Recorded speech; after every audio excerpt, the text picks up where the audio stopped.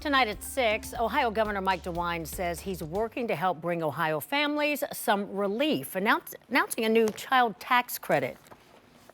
A child tax credit to support working parents and families.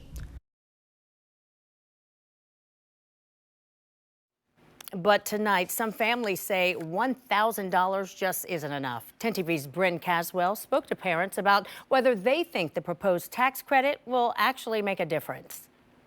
Half of Ohio parents have said they've had to cut back on their work hours in order to offset high childcare costs. Some tell me this proposed childcare tax may help, but some are worried it's just not enough. Governor Mike DeWine has asked lawmakers to approve a yearly child tax credit in his latest budget proposal. It would give families up to $1,000 a year with children 6 and below. This will be paid by an increase in the cigarette tax of $1.50. Mom of 2, Haley Rogers, feels it won't help. She left her career to offset high child care costs. $1,000 isn't really enough to have me go right back working in my career that I love. $1,000 a month? Okay, now we're talking.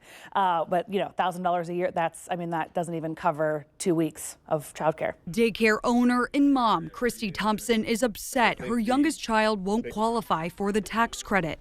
Her youngest is 8. It would help me put food on the table and pay my bills. I mean, that's exactly where all that money goes. According to budget documents, the child tax credit would be refundable, and some portion would be available to parents with a joint income of $94,000 or less. Rogers thinks middle-class families will continue to be forgotten. Just because we're above that line doesn't mean we don't need help. Between rent prices, student loans, everyday living expenses, add on top of it, childcare, there is no help for us. We don't qualify for anything. Governor DeWine's 600-page budget proposal is now in the hands of lawmakers, and the Ohio House Finance Committee had their first hearings on the budget today. At the State House, Bryn Caswell, 10 TV News.